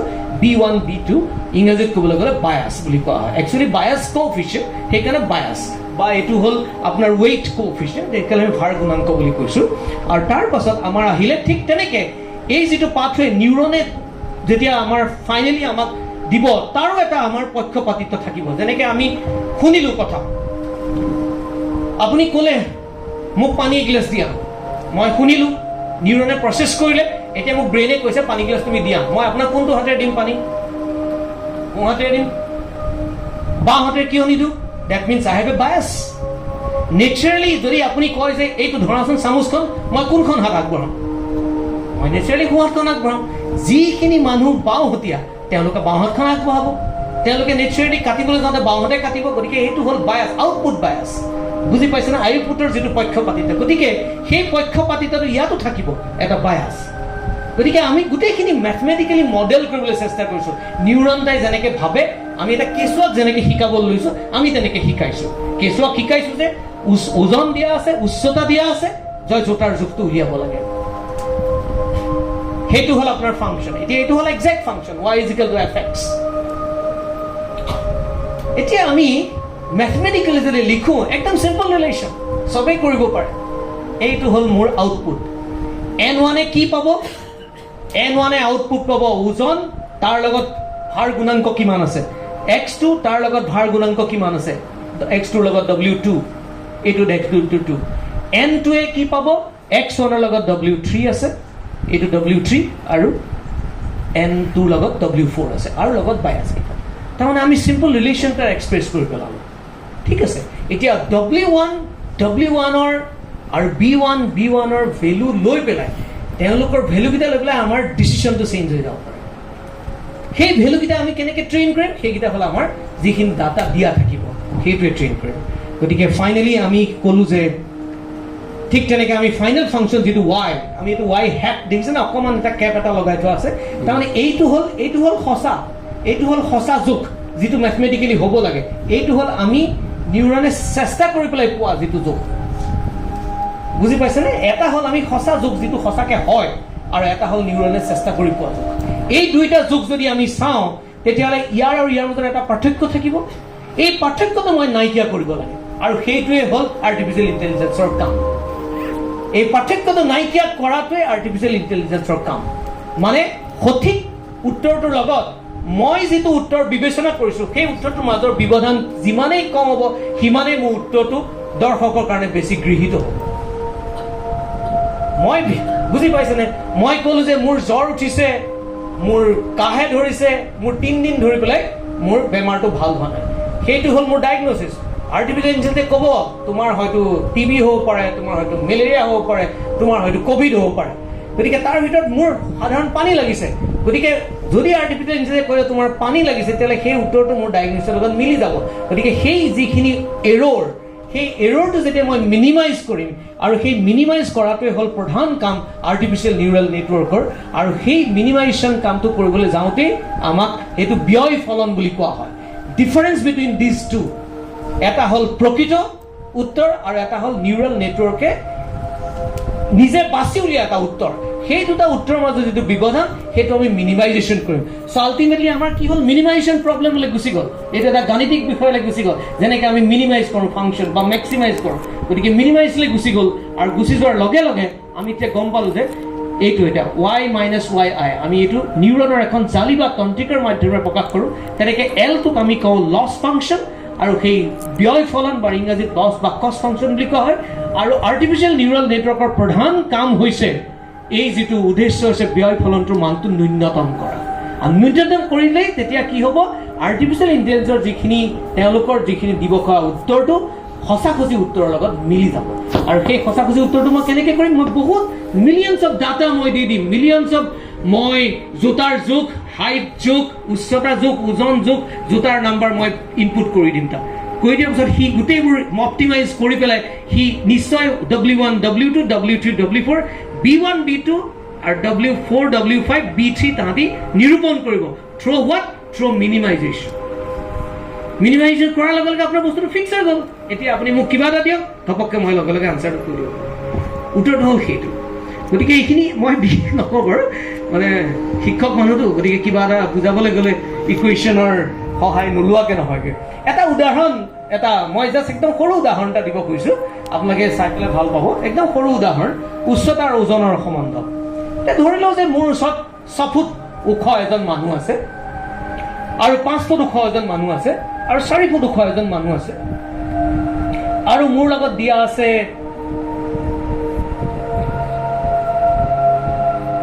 ওজন দিয়া আছে 80 কেজি 50 কেজি 40 কেজি এতিয়া মোৰ প্ৰশ্নটো হৈছে কাৰোবাৰ যদি 5.5 ফুট ওখ ওজনটো কিমান হ'ব লাগে এইটো উলিওৱা গতিকে মই কি কৰিম মই প্ৰত্যেকতে এটা ৰিলেশ্যন এটা উলিয়াম এইখিনি মোক দিয়া আছে এইখিনি মোক দিয়া গৈছে যে এনেকুৱা ৰিলেশ্যন হ'ব গতিকে মই প্ৰত্যেকৰ লগতে এটা সম্বন্ধ মই উলিয়াই পেলাই মই সম্বন্ধটোত মই কি উলিয়াম সেই সম্বন্ধটোত মই আপোনাৰ বিভিন্ন ধৰণৰ মই তাক সম্বন্ধ উলিয়াব পাৰোঁ বা মোৰ আটাইতকৈ ডাইৰেক্ট যিটো সম্বন্ধ হৈছে সেই সম্বন্ধটো হৈছে মোৰ তাহাঁতৰ গড়টো যদি উলিয়াই পেলাওঁ যে গড় ওজন কিমান 6 ফুট 80 যদি আপুনি হৰণ কৰি দিয়ে 13.3 আহিব ওজনৰ লগত গড় ওজনটো অ'কে গতিকে আমি যদি সেইটো এনেকৈ গড় ওজনটো উলিয়াই পেলাওঁ গতিকে গড় ওজনটোক আমি 50 কেজিৰ কাৰণে আপোনাৰ 10 হ'ল আৰু 40 কেজিৰ কাৰণেও 10 হ'ল গতিকে আমি প্ৰত্যেকৰে গড় ওজন হ'ল আপোনাৰ 80 কেজিৰ কাৰণে 6 ফুট এইটোক যদি আপুনি হৰণ কৰি দিয়ে 13.3 ওলাব এইটো 10 ওলাব এইটো 10 ওলাব অ'কে এতিয়া এইটোকে আমি ভাৰ গুণাংক বুলি ক'ব পাৰোঁ আমি যিটো আগত কৈ আহিছোঁ ভাৰ গুণাংক এইটো আমি ভাৰ গুণাংক বুলি ক'ব পাৰোঁ গতিকে এই গড়টোকে আমি যদি ভাৰ গুণাংক বুলি ধৰি লওঁ আৰু তেতিয়াহ'লে আমি যদি নেক্সট আমি কুৱেশ্যনটো সোধোঁ যে আমাৰ যদি 5.5 ফুটৰ মানুহ এজন যদি আমাৰ লগত থাকে তেতিয়াহ'লে আমি তেওঁৰ ওজনটো কেনেকৈ উলিয়াম এতিয়া ভাৰ গুণাংককেইটা যে আমি যে এভাৰেজ কৰোঁ আপুনি দেখিব এইটো 11.11 আহিব 13.3 10 এই তিনিটাক যদি এভাৰেজ কৰি পেলাই 11.11 এইটো only one way of measuring অকল মাত্ৰ এটা গতিকে এতিয়া আমি সেইটো নেক্সট আমি যেতিয়া 5.5 আমি গুচি যাম তেতিয়া আমি দেখিম যে সেই 5.5টো আমি 11 লগত যদি মাল্টিপ্লাই কৰোঁ তেতিয়াহ'লে ডাইৰেক্টলি আমি তেওঁলোকৰ 61.1 কেজিটো উলিয়াব পাৰোঁ so' this is one of the process how artificial neural network works এতিয়া ইয়াত বায়াছটো মই ধৰি লৈছোঁ গড় বুলি পেলাই কিন্তু আপুনি ধৰি ল'ব নালাগে তাত অন্য বিভিন্ন ধৰণৰ তাত কাৰণ থাকিব পাৰে গোটেই বস্তুটো মিনিমাইজেশ্যনৰ কথালৈ আহি গ'ল গতিকে এনেকৈ আমি উলিয়াব পাৰোঁ আৰু এনেকৈ উলিয়াই পেলাই আমি এটা আমি সঠিক ৰিজাল্টলৈ আহিব পাৰোঁ আৰু এইখিনি যদি আমি ধৰক মিলিয়নছ অফ কোটি ডাটাৰ লগত যদি আমি তাৰ লগত ভৰাই দিওঁ তেতিয়াহ'লে ডেফিনেটলি এইটো বেছি শুদ্ধ হৈ যাব হয় নাই বাৰু গতিকে কথা ঠিক তেনেকুৱা গতিকে এতিয়া গোটেই বস্তুটো আমাৰ আহি গ'ল নেক্সট চাওঁ কি আহিছে আমাৰ এতিয়া আমি আপোনালোকৰ এটা জাষ্ট এটা প্ৰেক্টিকেল উদাহৰণ এটা দিব খুজিছোঁ যিটো আমি কোভিড মহামাৰী আপোনালোকে জানে অলপ দিনৰ আগতে আজি প্ৰায় 4-5 বছৰ আগতে কোভিড মহামাৰী আমাক চবকে আক্ৰান্ত কৰিছিলে আৰু সেই কোভিড মহামাৰীৰ ক্ষেত্ৰত আমি যদি আৰ্টিফিচিয়েল নিউৰেল নেটৱৰ্ক ব্যৱহাৰ কৰোঁ তেতিয়াহ'লে আমি দেখিম যে এই যিটো পিন দেখিছে না এই পিনটো এইটো হ'ল ফিজিক্স ইনফৰ্ম নিউৰেল নেটৱৰ্ক। এইটো হ'ল নিউৰেল নেটৱৰ্ক বা আপুনি আৰ্টিফিচিয়েল ইণ্টেলিজেন্সৰ যিটো তাৰ কোৰ সেইটো ব্যৱহাৰ কৰি পেলাই কৰা হৈছে আৰু এই যিখিনি আপুনি বৃত্তাকাৰ ৰেখাটো দেখিছে এইটো হ'ল আমাৰ সঁচা কোভিড মহামাৰীত আক্ৰান্ত লোকৰ সংখ্যা ভাৰতত। আমাৰ আমি জিৰ' নম্বৰ ধৰি লওঁ যে যিদিনাখন কোভিড মহামাৰী প্ৰথম আৰম্ভ হৈছে আৰু তাৰ পৰা প্ৰায় আমাৰ এবছৰ চলিলে, প্ৰায় এবছৰ কোভিড মহামাৰী চলিছে। গতিকে 350লৈকে আমি যদি চলোঁ 350 দিনলৈকে তেতিয়া আমি দেখিম যে এইটো আমাৰ ৰিয়েল ডাটাৰ পৰা অনা, এইটো আমাৰ ৰিয়েল ডেটা, ৰিয়েল তথ্যৰ পৰা অনা হৈছে আৰু তাৰ পাছত এইটো হ'ল আমাৰ নিউৰেল নেটৱৰ্কে প্ৰেডিক্ট কৰা, নিউৰেল নেটৱৰ্কে যিটো প্ৰেডিক্ট কৰিছে। এইটো আমাৰ এটা অকণমান কাম আছিলে, মোৰে PhD ষ্টুডেণ্ট দেৱাশিষ শইকীয়া, এতিয়া সি কলেজত এছিষ্টেণ্ট প্ৰফেচাৰ, তাৰ লগত আমি এই কামটো কৰিছিলোঁ। এইটো ভেৰি ৰিচেণ্ট 2024 অকল যোৱা বছৰে পাব্লিছ হৈছে এইখন। আৰু তাৰপিছত আমি সেই নিউৰেল নেটৱৰ্ক ব্যৱহাৰ কৰি পেলাই যেতিয়া আমি দেখিম যে এইখিনি ডাটাৰ লগত আমি ট্ৰেইন কৰি দিলোঁ তাক আৰু ডাটাখিনি ধুনীয়াকৈ প্ৰেডিক্ট কৰিব পাৰিছে। এতিয়া আমি নিউৰেল নেটৱৰ্কক ক'লোঁ যে কোভিড বহুতে লুকাই ৰাখে, আপোনালোকে পাইছে বহুতৰ কোভিড হৈছে কিন্তু নকয়, ক'তো ৰিপৰ্ট কৰা নাই। এতিয়া আমি ক'লোঁ যে ভাৰতৰ বিভিন্ন ৰাজ্যত যিবোৰ ডাটা আছে কিমান কোভিড ৰিপৰ্ট হৈছে আৰু কিমান কোভিড ৰিপৰ্ট হোৱা নাই, চিহ্নিত আৰু অচিহ্নিত, ইয়াৰ ৰেচিঅ'টো কি হ'ব পাৰে? This is the ratio', it's surprising. এতিয়া আপুনি দেখিব যে ফেজ 1ত আমাৰ ফেজ 1 মানে আমাৰ প্ৰথমবাৰ যিটো আছিলে, প্ৰথমবাৰ দেখিছেনে আপুনি কোভিড ৰিপৰ্ট সংখ্যাটো তাৰ ৰেচিঅ'টো বহুত বেছি, তাৰমানে যিমানখিনিয়ে চিহ্নিত বাই অচিহ্নিত, তাৰমানে detected by undetected, this is very high. That means undetected মানুহ বহুত কম আছিলে, যাৰ হৈছে চবেই হস্পিটেলত গৈছে, এইটো প্ৰেক্টিকেল, যাৰ হৈছে চবেই হস্পিটেলত গৈছে। মোৰ অকণমান পানী লাগিছে, মই গৈছোঁ কিন্তু মোৰ কোভিডে হৈছে। ফেজ 2ত এটা হৈছিলে, মনত পৰিছে বাৰু, ফেজ 2 এটা আহিছিলে। ফেজ 2ত মানুহে ৰিপৰ্ট কৰা বন্ধ কৰিলে, বহুতখিনি কাৰণে ৰিপৰ্ট কৰা বন্ধ কৰিলে। আৰু ফেজ 2ত আপুনি দেখিছেনে এইটো কিমান বাঢ়ি গ'ল, এইটো বাঢ়ি গ'ল, তাৰমানে যিহেতু এইটো কমি আহিলে তাৰমানে আনডিটেক্টেড পপুলেশ্যন বহুত কমি গ'ল। So' this is a realistic estimation of undetected COVID population, detected COVID population by undetected COVID population in India in different states using artificial neural network. এইটো আমি এখন পাব্লিছ হৈছে 2024 নলিনাৰ ডাইনামিক্সত। গতিকে এইটো হ'ল মই আপোনাক এটা প্ৰেক্টিকেল এক্সাম্পল দিলোঁ যে কেনেকৈ প্ৰেক্টিকেল এক্সাম্পলৰ আমি ডাটাটো কৰিব পাৰোঁ। এতিয়া আমি মূল কথালৈ আহোঁ যে আমাৰ যিটো আমি এইখিনি হ'ল আৰ্টিফিচিয়েল নিউৰেল নেটৱৰ্কটো কি, আমি বেচিকেলি ট্ৰেইন কৰিব লাগিব। ট্ৰেইন কৰাৰ পাছত সি বস্তুটো প্ৰেডিক্ট কৰিব পাৰে। গতিকে বিভিন্ন ডাটা দি পেলাই যদি আমি ট্ৰেইন কৰি দিওঁ তেতিয়াহ'লে বিভিন্ন ডাটাক প্ৰেডিক্ট কৰিব পাৰে। এতিয়া গোটেই বস্তুটো এটা আমূল পৰিৱৰ্তন আহিলে আপোনাৰ 2022 যেতিয়া ভাষা বুজি পাবলৈ আৰম্ভ কৰিলে। আচ্ছা, ভাষা বুজি পালে কি হয় আপোনালোকে চিন্তা কৰকচোন। মই মেথমেটিক্স বুজি পাওঁ, গণিত বুজি পাইছোঁ, ভাষা বুজি পোৱাৰ লগে লগে কি হ'ব? তাৰমানে ভাষাবিলাক যদি মই বুজি পাওঁ, মই অসমীয়াত কি কৈছোঁ মই বুজি পাওঁ, হিন্দীত কি লিখা আছে মই বুজি পাওঁ, বেংগলীত কি লিখা আছে যদি মই বুজি পাওঁ, যদি আৰ্টিফিচিয়েল নিউৰেল নেটৱৰ্কে বুজি পায় তেতিয়াহ'লে ফিজিক্স কি লিখা আছে এইটোও বুজি পাব, কেমিষ্ট্ৰি কি লিখা আছে এইটোও বুজি পাব, ফিলচফি কি লিখা আছে সেইটোও বুজি পাব, সাহিত্য লিটাৰেচাৰ কি লিখা আছে সেইটো বুজি পাব, সাইকোলজি কি লিখা আছে সেইটো বুজি পাব। তাৰ মানে মই গোটেই ছাবজেক্টবিলাক একে ওৱান ষ্ট্ৰ'কত মই গোটেই ছাবজেক্টবিলাক বুজিবলৈ আৰম্ভ কৰিলোঁ। আৰু that has revolutionized the whole process. সেই প্ৰচেছটো য'ৰ পৰা আহিলে এইটো কোৱা হয় large language model. Large language মডেলটোৰ বিষয়ত মই আপোনাক অকণমান ক'ম। লাৰ্জ লেংগুৱেজ মডেলটো হ'ল য'ৰ পৰা আপোনাৰ এই গোটেই প্ৰচেছটো আহিলে, যিটো ৰিভলিউচন যিটো আনি দিলে, এইটো হ'ল আপোনাৰ এতিয়া এইটো AI জেনেৰেট কৰিবলৈ জেনেৰেট কৰিছে, এইটো হয় বৃহৎ ভাষা অনুকল্প, লাৰ্জ লেংগুৱেজ মডেল। এই বস্তুটো কি এতিয়া মই আপোনাক অকণমান ক'ব বিচাৰিছোঁ। এই যে আপুনি ইয়াত দেখিছে ওলাই আছে, দেখিছে বিভিন্ন শব্দ, বিভিন্ন, এইটো এটা কল্পনা কৰি লোৱা এটা স্পেচ, এইটোক আমি চিমান্টিক স্পেচ বুলি কওঁ। চিমান্টিক স্পেচ মানে হ'ল আমাৰ লিংগুইষ্টত থকা মানুহবিলাক গম পাব অৰ্থভিত্তিক স্থান। তাৰ মানে চিমেণ্টিক স্পেচটো কি বস্তু? তাৰ মানে এনেকুৱা যে ছাপ'জ মোৰ এতিয়া আৰ্টিফিচিয়েল নিউৰেল নেটৱৰ্কে ভাষা কেনেকৈ বুজি পায়? ভাষা বুজি পাবলৈ তাৰতো কোনো এনেকুৱা কোনো যাদুৰ হেৰি নাই যে ভাষা বুজি পাব।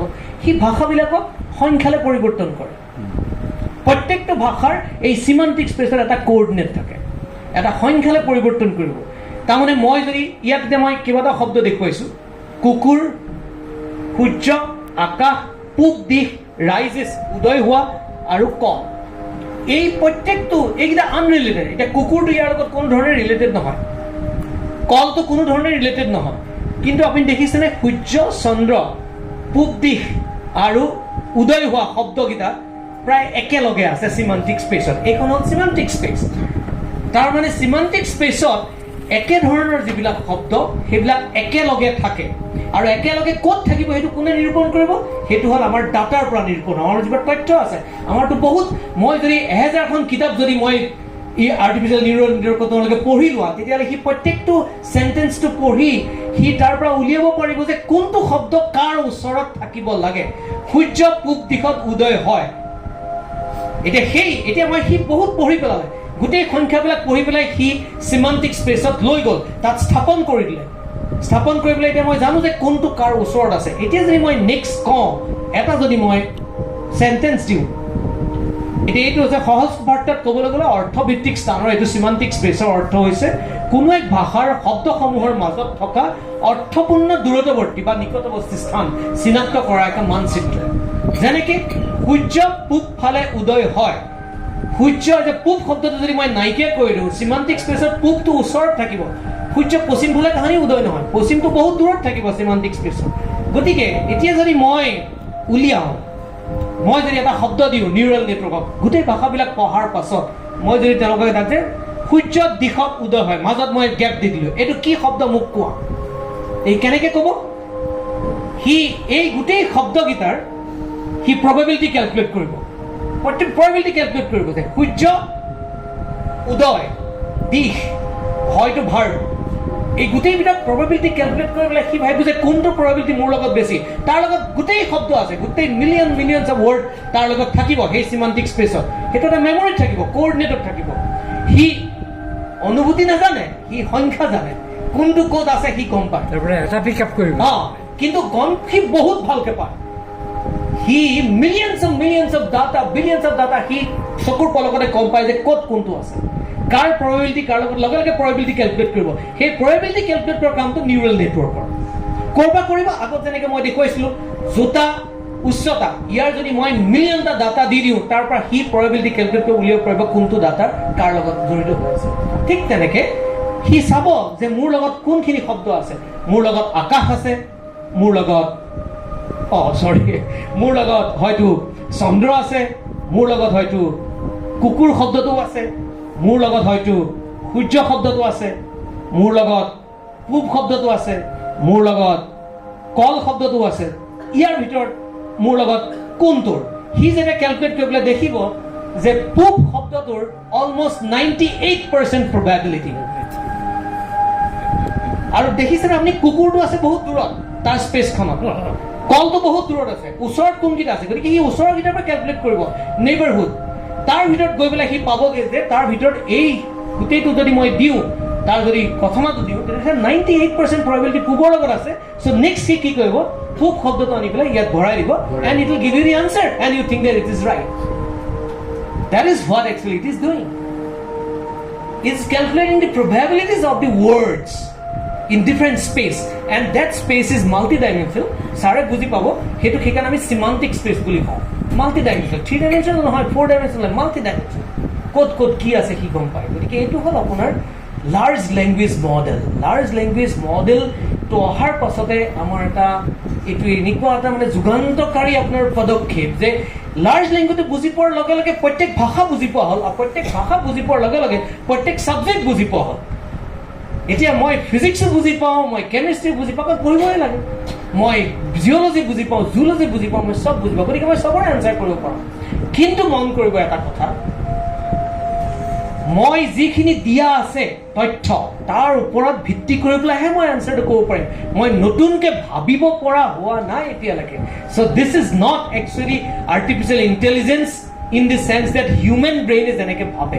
আমি নতুন কিবা এটা উদ্ভাৱন কৰিব পাৰোঁ, আৰ্টিফিচিয়েল ইণ্টেলিজেঞ্চে সেইটো কৰিব নোৱাৰে। It can only connect the dots and calculate the probability, কিন্তু সেইটো যে নহ'ব অদূৰ ভৱিষ্যতে আমি ক'ব পৰা নাই।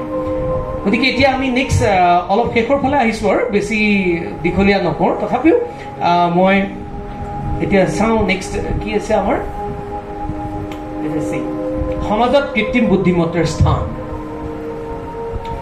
এতিয়া এইটো হ'ল লাষ্টৰ বিষয়টো, কাৰণ এইটো বিষয়টো মই বহুতটো ক'ব নোৱাৰোঁ, কাৰণ ছাবজেক্টটো এতিয়াও ডেভেলপিং হৈ আছে।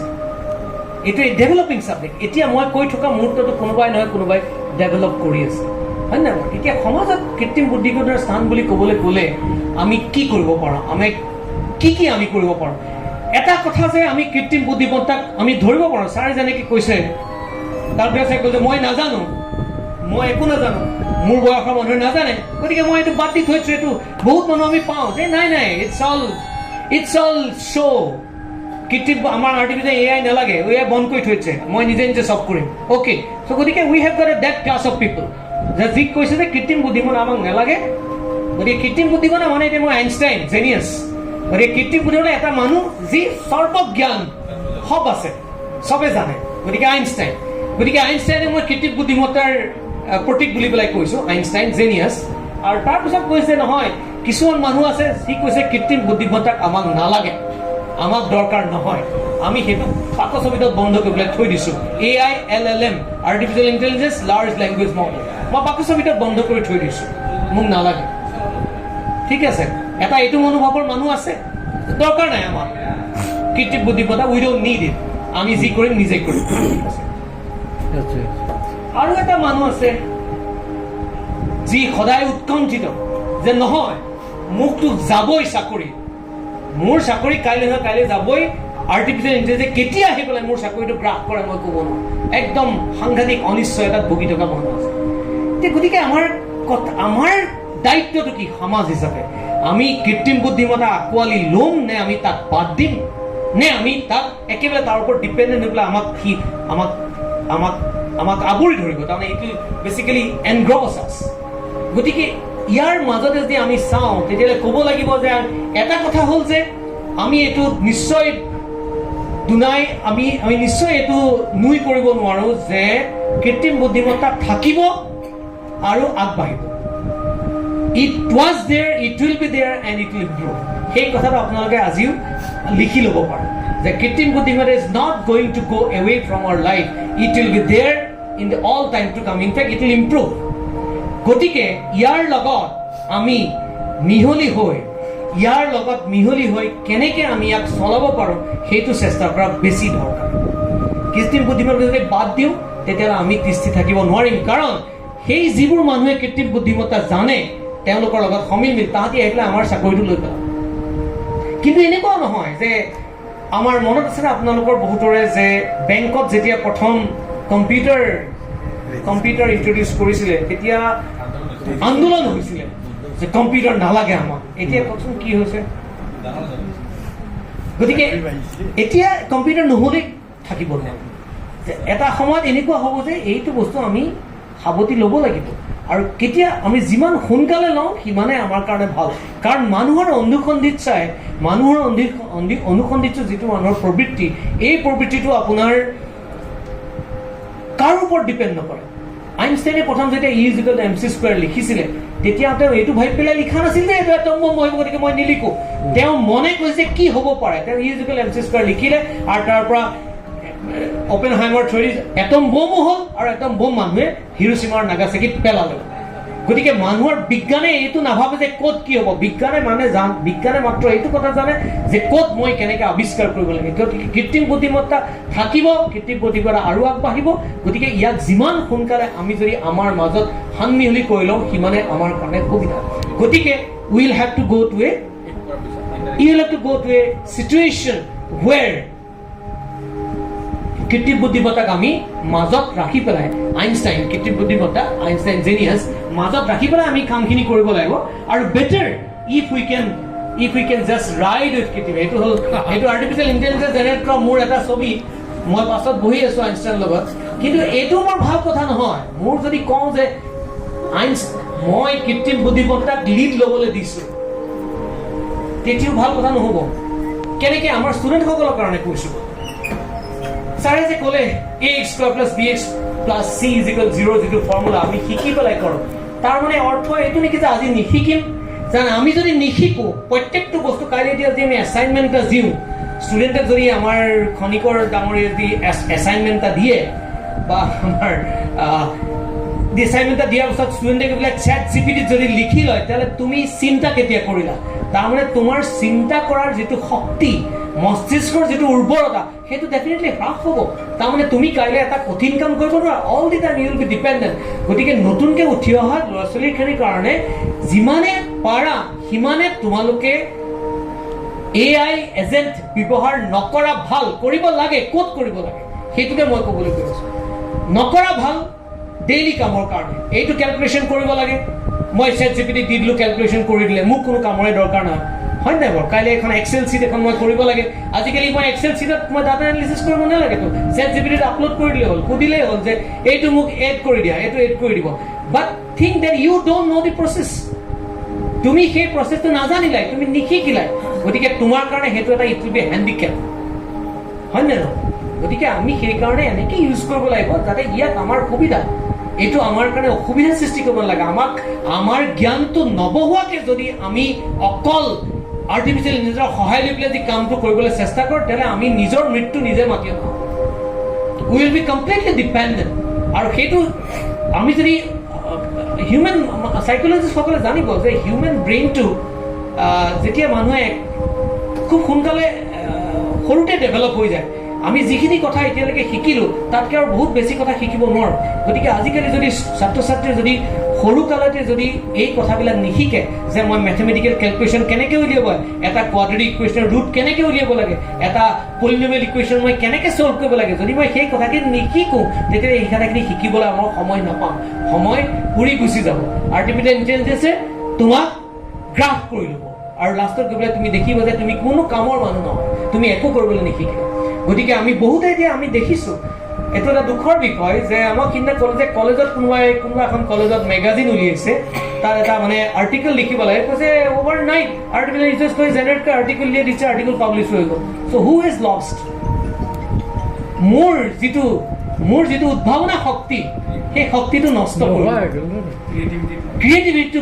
ক্ৰিয়েটিভিটি গন ডাউন দি ড্ৰেইন গতিকে সেইটো যাতে নহয় গতিকে সেইটো যদি হয় তেতিয়াহ'লে আমি নিজৰ মৃত্যু নিজে মাতি অনাৰ চেষ্টা কৰোঁ গতিকে এইটো হ'ল প্ৰথম কথা গতিকে আমি আইনষ্টাইনক লিড ল'বলৈ নিদি আমি যদি লিড লওঁ আইনষ্টাইনক অকল আমি বেক চিটত বহাই থৈ দিওঁ তেতিয়াহ'লে বেছি ভাল কথা হ'ব যে দৰকাৰ হৈছে মই কৈ এতিয়া ক'ত দৰকাৰ হৈছে সেইটো এটা কথা আমি ক'বলৈ যাওঁ যে কেনেকুৱা ক্ষেত্ৰত আমি আৰ্টিফিচিয়েল ইণ্টেলিজেন্স ব্যৱহাৰ কৰিম কোন ক্ষেত্ৰত আমি নকৰোঁ কোনোবাই মোক এটা ক্ৰিটিকেল এটা ছাপ'জ ৰবীন্দ্ৰনাথ টেগৰৰ কবিতাৰ এটা বা লক্ষ্মীনাথ বেজবৰুৱাৰ কবিতাৰ এটা ক্ৰিটিকেল বিশ্লেষণ এটা মানে এটা কি বুলি কয় সমালোচনাত্মক এটা মোক দৃষ্টিভংগী দিবলৈ ক'লে I can very well go to ChatGPT, upload and give me the test, but that will destroy my creativity completely. ক'ত ইউজ কৰিব লাগে বোলে এই শব্দটো মই নাজানো অসমীয়া কি হ'ব সেইটো তুমি ChatGPTত সুধিব পাৰা মই ইনফেক্ট সেইটোৱে কৰিছোঁ মই যে কৈছে নিভৃত স্তৰ নিভৃত শব্দটো মই জানো কিন্তু মনলৈ অহা নাই হিডেন লেয়াৰটো কি হ'ব পাৰে চ' I found a new word that is called নিভৃত স্তৰ হিডেন লেয়াৰ গতিকে সেইটো ক্ষেত্ৰত মই ইউজ কৰিছোঁ কিন্তু মই যদি কওঁ যে মোক গোটেই শ্লাইডটোৱে বনাই দিয়া মই বনাব পাৰোঁ 5 মিনিটছৰ শ্লাইড বনাই শেষ হৈ যাব তেতিয়াহ'লে মোৰ ক্ৰিয়েটিভিটি একো নাথাকিব in fact I spend almost 2-3 days to make this whole presentation গতিকে সেইটো নকৰি পেলাই মইতো আৰ্টিফিচিয়েল ইণ্টেলিজেন্সৰ মই কৰিব পাৰোঁ কিন্তু তেতিয়াহ'লে মোৰ ক্ৰিয়েটিভিটি তাত মোৰ বুলি ক'বলৈ তাত একো নাথাকিব it is not mine it is somebody else's গতিকে কথাটো সেইটো গতিকে এতিয়া আমি আহোঁ নেক্সট আমি লাষ্টৰ ফালে গৈ আছোঁ যে আমি কোন ক্ষেত্ৰত এতিয়া আটাইতকৈ বহুতে এটা ভাবে যে মেডিকেল চায়েন্সত আজিকালি বহুতে নিজৰ কিবা এটা হ'লে ChatGPTত সুধিবলৈ যায় মোৰ এনেকুৱা হৈছে কি বেমাৰ হ'ব পাৰে হয় বহুত ক্ষেত্ৰতো হ'ব কিন্তু আপুনি বিশ্বাস কৰিব পাৰিবনে সেইটোকে সম্পূৰ্ণ আপোনাৰ যদি কয় তুমি এইটো ড্ৰাগ খোৱা আপুনি খাবগেনে গৈ পেলাই নোৱাৰে চ' গতিকে এইটোৱে ক'ত হেল্প কৰিব মেডিকেল ডায়েগনচিছ হয় কিন্তু ডাক্তৰৰ ওচৰত যাব লাগিব ডাক্তৰে হেল্প কৰিব যে মেডিকেল ডায়েগনচিছৰ ক্ষেত্ৰত আমাক চিকিৎসাৰ ক্ষেত্ৰত এতিয়া এই ভিডিঅ'টো it's an artificially generated video' আপুনি দেখিছে তলত দিয়া মাৰ্কটো দিয়া আছে চৌৰা এতিয়া এইটো হোৱাৰ পৰা কি লাভ হৈছে মই ভিডিঅ'টো কপি কৰিব নালাগে কাৰণ দিছ ইজ ইউনিক আৰ্টিফিচিয়েলি মই কৈছোঁ যে মোক এটা মেডিকেল ডাক্তৰৰ ৰুমত আৰ্টিফিচিয়েল ইণ্টেলিজেন্স ইউজ কৰি ছবি এটা ভিডিঅ' এটা মোক 10 ছেকেণ্ডৰ ভিডিঅ' এটা বনাই দিয়া এতিয়াহ'লে কি হ'ল এইটো ইউনিক হ'ল এইটো মই যিহেতু বনাইছোঁ গতিকে মই ইউজ কৰিব পাৰোঁ নহ'লে মই ইণ্টাৰনেটৰ পৰা কপি কৰিব লাগিব কপি কৰিলে কাৰোবাৰ ছবি আহি যাব কাৰোবাৰ চেহেৰা আহি যাব that can be copyright violation গতিকে এইটো হ'ল বেনিফিটছ গতিকে I can create a unique আপোনালোকে যিমান ভিডিঅ' দেখিছে অল ভিডিঅ'জ যিটো দেখুৱাইছোঁ মই এই গোটেইখিনি artificially generated video' I have generated just for this talk মই যদি কাইলৈ আকৌ ভিডিঅ'টো জেনেৰেট কৰিলে সেই বেলেগ এটা ভিডিঅ' জেনেৰেট কৰিব গতিকে সেই জেনেৰেট কৰি বাই দি ৱে বেকগ্ৰাউণ্ডৰ মিউজিকটো কৌশিকী চক্ৰৱৰ্তীৰ সৰস্বতী বন্দনা মই ভাবিছোঁ it will be good to end with that গতিকে এতিয়া চিকিৎসাৰ ক্ষেত্ৰত আমি ৰোগ নিৰ্ণয়ৰ ক্ষেত্ৰত আমি ডাক্তৰসকলে ডেফিনেটলি এতিয়া এটা AI ষ্টেথোস্কোপ ওলাইছে আপোনালোকে চাইছেনে বাৰু AI ষ্টেথোস্কোপ আমি যিটো ষ্টেথোস্কোপ তাতে সেইটো AI ই অট'মেটিকেলি আমি নুশুনা যিটো কাণেৰে নুশুনা যিটো শব্দ ধ্বনি সেইটো শুনি পেলাই সি বিশ্লেষণ কৰি পেলাই আপোনাক ক'ব পাৰিব যে কি বেমাৰ হ'ব পাৰে and doctor will confirm that গতিকে আমি নিজে নিজক চিকিৎসা কৰিব নালাগে আমি কিবা এটা আইডিয়া লোৱাটো বেয়া নহয় যে মোৰ এইটো হৈছে মোৰ কি হ'ব পাৰে বাট উই হেভ টু গ' টু দি ডক্টৰ গতিকে ৰোগ নিৰ্ণয়ৰ ক্ষেত্ৰত আপোনাৰ যথেষ্ট সুবিধা হ'ব সঠিক দৰৱৰ ক্ষেত্ৰত আপোনাৰ সুবিধা হ'ব এইটো আমাৰ কাৰণে নহয় মই ডক্টৰৰ কাৰণে কৈছোঁ আৰু ধৰক আপোনাৰ আৰু কিহৰ পাম এইটো লাইভ কনচাৰ্ট সেইকাৰণে হাত চাপৰি আহিছে কৌশিকী চক্ৰৱৰ্তীক চিনি পাইছে আপুনি শুনিছে নহয় জানো is a famous of present generation তেওঁৰ মিউজিক সদায় হা প্ৰেজেণ্ট জেনেৰেশ্যন বহুত ফেমাছ হয় তেওঁ মই নিজেও চাইছোঁ গতিকে মই ভাবিলোঁ এইটো সৰস্বতী বন্দনা গতিকে চিকিৎসাৰ ক্ষেত্ৰত আপোনাৰ এইটো হ'ব পাৰে গতিকে আমি এইটো নহয় যে ChatGPT আছে কাৰণে মই ডাক্তৰৰ ওচৰলৈ নাযাওঁ অলপতে এটা এনেকুৱা ঘটনা হৈ থাকে দুটা ক'ৰবাত হয়তো সি ভালকৈ পুৰা কৈ দিব পাৰিব কিন্তু আমাক এজন ultimately we need a human brain কাৰণ somebody will have to আৰু লাষ্টত মই আপোনালোকক এটা উদাহৰণ দিম বাৰু এতিয়া লাষ্টত পালোহি মোৰ মাত্ৰ দুটা শ্লাইড আছে এতিয়া ধৰক আমি ক্লাছৰুমত শিক্ষকৰ কাৰণে বহুতেই দৰকাৰ ক্লাছৰুমত আমি কি কৰিব পাৰোঁ আমি তথ্য আমি শিক্ষণ সামগ্ৰী যিটো আমাক ক্লাছ ষ্টাডি মেটেৰিয়েল বুলি কয় ষ্টাডি মেটেৰিয়েল জেনেৰেট কৰাত আমি সহায় ল'ব পাৰোঁ and you should take help of that কাৰণ কি বস্তু ক'ত দিলে কেনেকৈ হ'ব আমি নিজে বনাই ল'ব লাগিব তাৰপাছত AI দিব লাগিব যে এইটো আৰু অলপ কাৰেক্ট কৰি দিয়া বা এনেকৈ কৰি দিয়া গতিকে সেইটো ক্ষেত্ৰত সহায় লোৱাটো ডেফিনেটলি উই শুড আৰু আমি যদি সহায় নলওঁ তেতিয়াহ'লে আমি ৰিপ্লেচ হৈ যাম আমাক অন্য মানুহে ৰিপ্লেচ কৰিব যিখিনি এইখিনি কাম কৰিব জানে গতিকে উই শুড টেক হেল্প গতিকে এইটো এটা আৰ্টিফিচিয়েল জেনেৰেটেড ভিডিঅ' মই কৈছোঁ যে এটা ইণ্ডিয়ান ক্লাছ চিনেৰিঅ'ত এটা মোক ভিডিঅ' এটা জেনেৰেট কৰি দিয়ে গতিকে শিক্ষাৰ ক্ষেত্ৰত শিক্ষণ সামগ্ৰী তৈয়াৰ কৰা তাৰপিছত আপোনাৰ প্ৰশ্ন কাকত তৈয়াৰ কৰা কিন্তু প্ৰশ্ন কাকতৰ প্ৰশ্নটো চাব লাগিব এনেকুৱা নহয় যে আৰ্টিফিচিয়েল ইণ্টেলিজেন্স দিলে মই ডাইৰেক্টলি প্ৰশ্নটো দি পেলাই মই নিজে ছল্ভ কৰি চাব লাগিব মই কৰিব পাৰিম নাই কিন্তু ইট উইল হেল্প গতিকে গৱেষণাৰ তথ্য বিচাৰি উলিওৱা এতিয়া আগতে বহুত সময় লাগিছিল মই একেটা বস্তুকে বিচাৰি থাকিবলৈ মোক কমচে কম 3-4-5 মাহ লাগিব মই কাৰণ বহুত জেগা চাই পেলাই মই উলিয়াব লাগিব কিছুমান জাৰ্নেলত মোৰ এক্সেছ নাথাকিব পাৰে গৱেষণা পত্ৰ যিসকলে গৱেষণা কৰি আছে যে আমি গৱেষণা পত্ৰ আমি চাবলগীয়া হয় কিছুমান গৱেষণা পত্ৰ আমাৰ এক্সেছ নাই আগত ৰিকুৱেষ্ট কৰিব লাগে কেনেকৈ আনিব লাগে ক'ৰ পৰা আনিব লাগে কিন্তু এতিয়া আমি যদি আৰ্টিফিচিয়েল ইণ্টেলিজেন্স ইউজ কৰোঁ আমি ক'ব পাৰোঁ যে মোৰ এইটো গৱেষণাৰ কাৰণে পাছত লাষ্ট 100 yearsত কিমান ৰিচাৰ্চ হৈছে give me bullet points bullet পইণ্টছত দিব পাৰে গতিকে আমাৰ গৱেষণানো কিমান এতিয়া উপযোগী in fact we can very well find out with the help of AI but that doesn't mean that we should not think আমি ভাবিব লাগিব গতিকে আৰু তাৰ পিছত আহিলে এতিয়া আটাইতকৈ ডাঙৰ এটা আহিছে, এইটো মই আমাৰ খনিকৰ ডাঙৰীয়াকো মই চবকে অনুৰোধ কৰিছোঁ, আপোনাকো আমাৰ অধ্যক্ষ মহোদয়কো অনুৰোধ কৰিছোঁ, এই কম্পিউটাৰ যিটো আমাৰ এটা ফিজিক্স ডিপাৰ্টমেণ্টৰ এটা কোৰ্চ আছে কম্পিউটেশ্যনেল ফিজিক্স বুলি, য'ত আমাৰ প্ৰগ্ৰাম কৰিবলৈ শিকোৱা হয়। এতিয়া মই কৈছোঁ এই কোৰ্চটোৰ এটা আমূল পৰিৱৰ্তন লাগে, কাৰণ এতিয়া প্ৰগ্ৰাম কোনেও নিলিখে, প্ৰগ্ৰাম ইজ অৰ্ডাৰ। মোক যদি কাইলৈ ডিফাৰেঞ্চিয়েল ইকুৱেশ্যন এটা ছল্ভ কৰিব লাগে, তেতিয়াহ'লে মই ক'ম যে please write a program in Python to solve this differential equation with this initial condition. It is solve in 5 seconds flat. প্ৰগ্ৰামটো মোৰ লগত আহি যাব। এতিয়া তাৰ কথা হ'ল যে কি মই প্ৰগ্ৰাম নিশিকিম নেকি? মই তাৰ ভিতৰৰ যিটো নিউমাৰিকেল মেথড আছে সেই মেথডটো মই শিকিম নে নিশিকিম? যদি মই নিশিকোঁ, ঠিক আগত মই কোৱা নিচিনাকৈ মই অজ্ঞ হৈ থাকিম, মই কাহানিও নাজানিম সেইটো কেনেকৈ ছল্ভ কৰিব। গতিকে তোমালোকে নিজে, মই ষ্টুডেণ্টক উদ্দেশ্য কৰি কৰিছোঁ, তোমালোকে প্ৰগ্ৰাম অৰ্ডাৰ কৰিব পৰা ChatGPT পৰা যে please give me a program, but you should check how this program is written আৰু তাৰ বেঞ্চ মাৰ্কিং হৈছে নাই, সেইটো চেক কৰিব লাগিব। কিন্তু আমাৰ কম্পিউটাৰ প্ৰগ্ৰামিঙৰ ক্ষেত্ৰত এতিয়া আমূল পৰিৱৰ্তন এটা হ'ব, আৰু শিক্ষকসকলে সেই কথাটো মন কৰা খুবেই দৰকাৰ, কাৰণ এতিয়া আমি 1-2কে প্ৰগ্ৰাম লিখিব দৰকাৰ নহয়।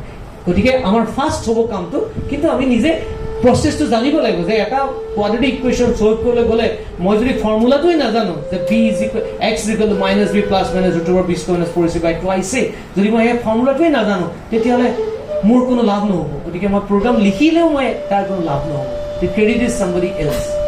গতিকে সেইটো আমি জানিব লাগিব। গতিকে আমাৰ কোড, কিন্তু কোড আজিকালি কোড সেইকাৰণে কোড আপোনাৰ যিটো কম্পিউটাৰ কোড লিখাৰ ক্ষেত্ৰত আমি নিজে এতিয়া কম্পিউটাৰ কোড লিখিবলৈ we definitely take a huge help from the artificial intelligence, কাৰণ it will help us expedite the process.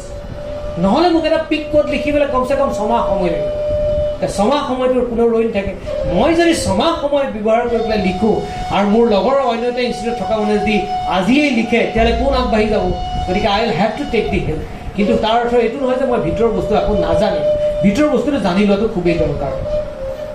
গতিকে এইখিনিয়ে কথা, মই তথ্য বিশ্লেষণ আৰু ইয়াৰ পাছতে গতিকে মই দিছ ইজ চাৰ্ট এডভাৰটাইজমেণ্ট। আমাৰ গুৱাহাটী বিশ্ববিদ্যালয় এটা regional academic centre for space এটা আছে। ইনফেক্ট আমাৰ এই সংস্থাটোৱে, এইটো ইছৰোই স্থাপন কৰা সংস্থা গুৱাহাটী বিশ্ববিদ্যালয়ত নৰ্থ ইষ্টৰ কাৰণে, আৰু এই সংস্থাটোৱে আমাৰ বিভিন্ন কলেজ, নৰ্থ ইষ্টৰ যিমানখিনি হায়াৰ এডুকেশ্যন ইনষ্টিটিউশ্যন, তেওঁলোকৰ যিখিনি টিচাৰ্ছ, যিখিনি ফেকাল্টি মেম্বাৰ, তেওঁলোকক একাডেমিক প্ৰজেক্টছ দিয়ে। আমি এতিয়া এইবাৰ আমাৰ 3rd cycle চলি আছে। We are going to give 28 numbers of projects to various people from various colleges and universities of North Eastern region. Amar 7 sisters. Akol North Eastern karone we have got a total amount of around 2 crores to be distributed in a one single year. Ebar ami 28 ta project ami select korisu dim boli pelai. Etu amar regional academic center Guwahati ase, moi tar sonchalok.